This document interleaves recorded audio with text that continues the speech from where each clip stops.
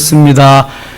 오늘도 새벽을 깨우며 주 앞에 나오신 여러분들에게 하나님이 크신 은총 베푸시기를 축원합니다. 오늘이 역사적인 날입니다. 우리 교회에 드림홀에서 처음으로 새벽 기도를 하거든요. 전에는 계속 영성홀에서 했는데 환경이 좀 바꿔지니까 마음도 새롭죠. 저도 이 넓은 공간에서 이렇게 하니까 참 좋네요. 좁은 공간보다도. 그래서 우리가 자꾸 넓은 데를 찾는 것 같아요. 사는 주거지도 그렇고 모든 것이. 그래서 하나님이 지경을 넓히시고 그랬거든요. 마음의 지경도 넓히시고 영적인 지경도 넓히시고 영성의 지경도 엄청 많이 넓혀지시는 시간 되시기를 바랍니다. 하나님 그걸 가장 기뻐하시잖아요. 그럼 하나님 사랑하고 이웃 사랑하고 뭐 문제될 것이 없죠. 이스라엘 백성들은 그 하나님 사랑하는 것을 다 포기했어요. 버렸어요. 대신 누구 사랑했어요? 누구 사랑했어요? 우상을 사랑했죠. 하나님 버리고 그것을 음란하다고 표현하고 있습니다. 신랑 되시는 하나님 버리고 외간 남자와 가서 함께하는 이러한 삶을 살았기에 하나님은 이스라엘을 징계하십니다. 징계하실 때에 큰 외적들을 통해서 징계하십니다. 그래서 북이스라엘은 아수르를 통해서, 남쪽 유다는 바벨론을 통해서 징계하시는데, 하나님의 징계의 목적은 미워서가 아닙니다. 왜 하나님이 징계하시냐 하면 사랑하기 때문에 어떻게 하든지 다시 돌아오게 하려고 하시는 방편이 징계예요. 징계. 그래서 아수르를 통해서 바벨론을 통해서 결국은 징계의 막대기로 채찍으로 삼았던 아수르도 하나님이 망하게 하십니다. 바벨론도 멸망시키십니다. 하나님의 관심은, 하나님의 눈은 오늘도 하나님이 핏값으로 사신 이스라엘 백성에게 있는 줄 믿습니다. 오늘날 이스라엘이 누구예요? 우리들. 구체적으로 내가 이스라엘이에요. 내가. 하나님의 백성들은 이스라엘이에요. 하나님이 눈동자와 같이 지키시면서 눈에 넣어도 아프지 않을 정도로 사랑하는 하나님의 자녀들인 거예요. 그래서 우리에게 무엇도 하나님 여과 없이 다 주시기를 원하셔요. 해만 되지 않으면 주신다. 하나님이 영광이 되는 것은 더 많이 주신다. 아멘. 지난주일 메시지와 같이 우리가 구하는 것은 물론이거니와 생각만 해도 능히 넘치게 하실 주님인 줄 믿습니다. 구하는 건 다 주고 생각만 해도 넘치게 해주신다. 이스라엘을 괴롭혔던 나라들을 주님이 책망하시고 징계하시고 멸망시키는데요. 오늘은 23장 가겠습니다. 두로에 관한 경고라. 두로와 시도는 베니게에 속한 그러한 항구인데 엄청나게 부요했던, 잘 살던 그러한 항구 도시입니다. 네, 경고를 먹어요. 교만하기 때문에 그렇습니다. 9절입니다. 9절. 만군의 여호와께서 그것을 정하신 것이라 모든 누리던 영화를 욕되게 하시며, 같이 읽어요. 세상의 모든 교만하던 자가 멸시를 받게 하려 하심이라. 하나님은 교만한 자는 낮추시며 겸손한 자에게 은혜를 베푸십니다. 사도행전 12장 23절에 보면 헤롯이 영광을 하나님께로 돌리지 아니하는 거로 충이 먹어 그를 죽였다, 이렇게 말씀합니다. 벌레가 먹어 죽이니라. 헤롯이 영광을 마땅히 하나님께로 돌려야 되는데 하나님께 돌리지 아니하고 자기가 영광을 받았기 때문에 하나님은 벌레를 통해서 헤롯을 죽이고 맙니다. 네로도 로마에 얼마나 교만한 왕인지요. 자기 마음에 안 들면은 다 죽여버립니다. 로마 시내를 불사르고 시를 짓는가 하면은 결국은 부하에 의해서 살해당하고 맙니다. 교만한 자는 죽습니다. 하나님이 겸손한 자에게 은혜를 베푸시는데 하나님을 모르는 자가 교만한 자입니다. 하나님을 믿지 아니하는 자가 교만한 자입니다. 잠언에는 그래서 지혜로운 자, 의로운 자, 부지런한 자, 성실한 자, 슬기로운 자를 하나님을 믿는 자, 하나님을 따르는 자, 하나님을 섬기는 자라고 말씀합니다. 하나님을 모르는 자는 악인에 속합니다. 죄인에 속하지요. 구원의 반열에서 제외된 자들입니다. 11절입니다. 11절. 여호와께서 바다 위에 그의 손을 펴사 열방을 흔드시며 여호와께서 가나안에 대하여 명령을 내리고 견고한 성들을 무너뜨리게 하시고, 교만하면 견고한 성들을 다 무너뜨리십니다. 가만두시지 않습니다. 하나님보다 더 사랑하는 것은 우상입니다. 24장 갑니다. 24장. 보라, 여호와께서 땅을 공허하게 하시며 황폐하게 하시며 지면을 뒤집어 엎으시고 그 주민을 흩으시리니, 하나님께 돌아오지 않고 하나님께 영광을 돌리지 아니하고 교만한 자들은 하나님이 멸망시키십니다. 죄악이 관영해서 더 이상 손을 쓸 수 없게 될 때 하나님은 하나님이 만드신 너무 아름다운 세상을 심판하십니다. 최초의 심판이 무슨 심판이었을까요? 물심판, 대홍수. 노아의 가족만을 남기시고 하나님이 싹쓸이해 버리십니다. 전에도 말씀드렸지만 우리가 사는 이 세상이 아름답습니다. 여러분, 전국을 한번 시간 있는 대로 다녀보세요. 저도 많이 다녀보진 못했습니다. 세계를 아름다운 곳이 너무 많습니다. 그런데 아마도 하나님이 대홍수 전에 하나님이 마음에 보시기에 좋았더라, 하나님 보시기에 좋았더라, 그 세상은 정말 아름다웠을 거예요.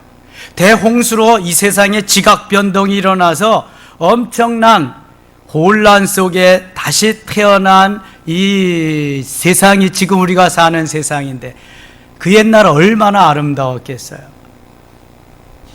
하나님이 만드신 것이 모두가 아름다운데 죄악으로 인해서 하나님이 다 그것을 엎어버리신다. 그때가 되면 어떤 현상이 일어나느냐 하면 2절 가겠습니다. 백성과 제사장이 같을 것이며, 다 물홍수로 가는데, 다 불바다에서 다 태워져 죽어가는데 무슨 소용이, 권력자가 무슨 소용이 있어요? 부자가 무슨 소용이 있냐고요. 여러분, 혹시 해운대 보셨나요? 해운대라고 하는 영화가 몇 년 전에 있었어요. 해일이 일어나고 지진이 일어나가지고요, 그냥 바다가 큰 파도를 치고 부산 해운대를 덮치는 거예요. 수십 층 빌딩이 금방 다 물바다가 되는 그러한 영화인데요. 뭐 대홍수 때만 있는 것이 아니라 그런 일들이 해일로 수시로 일어나잖아요.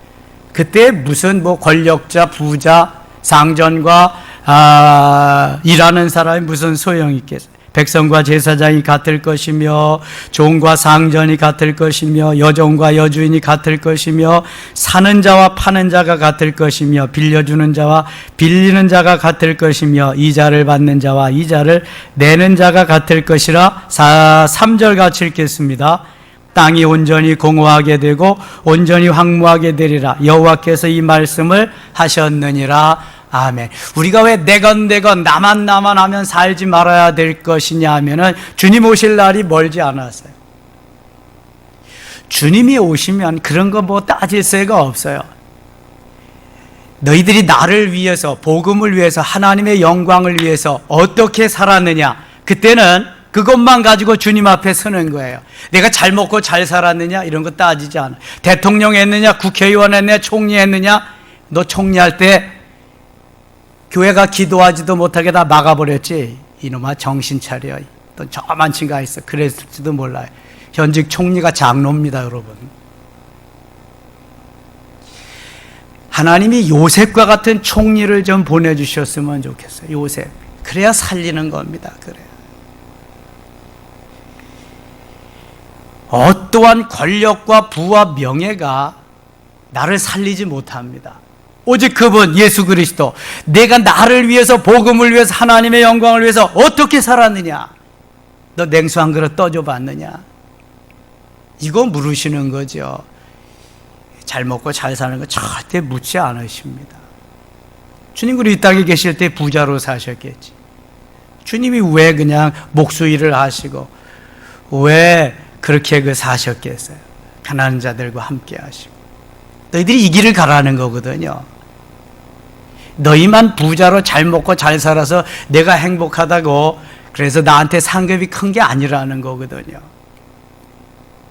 나를 위해서 어떻게 살아? 내가 너를 위해서 모든 걸 다 나를 쪼개고 피와 물 한 방울 남기지 않고 다 너를 위해 주었는데 너는 지금 나를 위해서 무엇을 하는 거냐는 거죠.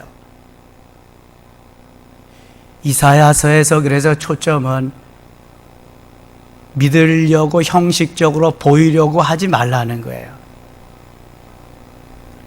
내가 하나님을 바로 아냐? 하나님을 믿느냐? 그러면 믿음을 보여줘라. 삶으로 증거해봐라. 어제 저녁에도 제가 말씀드렸어요. 내가 그리스도인이라는 것을 삶으로 말해봐라. 주님 그거 말씀하시는 거예요. 바리새인들이 왜 책망받아요? 그럴듯하게만 율법으로만 잘 믿는 척한 거죠. 삶은 아니거든요. 요즘 현대 그리스도인의 문제가 뭐예요? 요즘 현대 교회의 문제가 뭐예요? 바로 그거잖아요. 3절 보세요. 땅이 온전히 공고하게 되고 온전히 황무하게 되리라. 땅이 공고하고 땅이 황무하게 되면 그때부터는 못 사는 거예요. 5절입니다. 땅이 또한 그 주님 말에서 더럽게 되었으니 이는 그들이 율법을 범하며 율례를 어기며 영원한 언약을 깨뜨렸습니다. 그러므로 저주가 땅을 삼켰고 그 중에 사는 자들이 정죄함을 당하여 그 땅의 주민이 불타서 남은 자가 적도다. 이사야서의 가장 중요한 사상이 하나 있는데 무슨 사상? 남은 자 사상. 이때는 얼마나 심판이 심한지 남은 자가 아주 적다. 그렇다면 진실하게 예수 믿은 사람이 아주 적다는 거예요. 7, 80년대 우리나라가 엄청나게 교회가 성장하고 부흥됐습니다. 거품이 줄어들기 시작하면서 지금 완전히 거품을 빼십니다. 보세요. 믿음이 없는 사람들 안 나오잖아요. 못 나와요. 뭐가 무서워서 못 나와요? 코로나가 무서워서 못 나와요. 7, 80년대의 그 부흥의 역사, 불길이 일어났던 게 계속 2000년대에 들어와서 거품이 빠지기 시작하는데 드디어 2020년에 와서는 완전히 하나님이 나누시기 시작합니다. 코로나라고 하는 것을 통해서 오른편과 왼편을 완전히 나누십니다. 여기서 살아남아야 되는 거예요. 점점 더 가면은요, 여기 땅의 주민이 불타서 남은 자가 적도다. 남은 자가 적도다. 어제 저녁에도 했죠. 사람 보는 것이 금 보는 것보다 희소하다. 어제 새벽에 했군요. 금 보는 게 훨씬 쉬워. 사람 구경하기가 어려워. 믿음의 사람들이 이렇게 볼 수가 없다는 거예요. 얼마나 비극적인지 몰라요. 25장 갑니다. 25장 여호와의 주는 나의 하나님이시라. 내가 주를 높이고 주의 이름을 찬송하오리니 주는 기사를 옛적에 정하신 뜻대로 성실함과 진실함으로 행하셨음이라. 9절 갑니다. 9절 그날에 말하기를 이는 우리의 하나님이시라. 우리가 그를 기다렸으니 그가 우리를 구원하시리로다. 이는 여호와시라. 우리가 그를 기다렸으니 우리는 그 구원을 기뻐하며 즐거워하라 할 것이며. 사모하는 자, 기다리는 자가 기뻐하고 즐거워하는 자지요. 사모함이 없으면은 감격이 없어요. 감동이 없는 거예요. 26장 갑니다. 26장 3절 같이 읽겠습니다. 주께서 심지가 견고한 자를 평강하고 평강하도록 지키시리니 이는 그가 주를 신뢰함이니이다. 아멘. 평강, 평안, 화평, 이게 샬롬입니다. 샬롬. 이 샬롬 속에는 하나님의 모든 좋은, 크고 놀랍고 복된 것들이 다 들어있습니다. 하나님의 샬롬. 그런데 어떤 이들에게 하나님의 샬롬을 주시냐? 심지가 견고한 자에게. 심지가 견고한 자라고 하는 것은 뿌리가 깊이 박힌 자에게, 흔들림이 없는 자에게. 여러분 나이값 좀 하세요. 40이 넘으면 자기 얼굴 값을 해야 된다고 알렉산더가 말합니다. 50이 넘고 5학년, 6학년, 7학년이 됐으면 나이값을 하셔야지. 여기 있는 분들 말하는 거 아닙니다. 아이고 어린아이들만도 못해. 이게 지멋대로 지 기분 감정대로야. 누구도 소용없어.